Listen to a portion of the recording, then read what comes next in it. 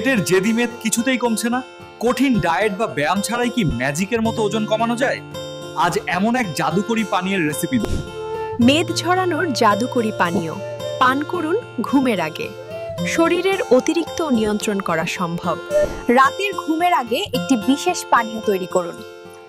1 glass উষ্ণ জলের সাথে লেবুর রস মিশিয়ে নিন।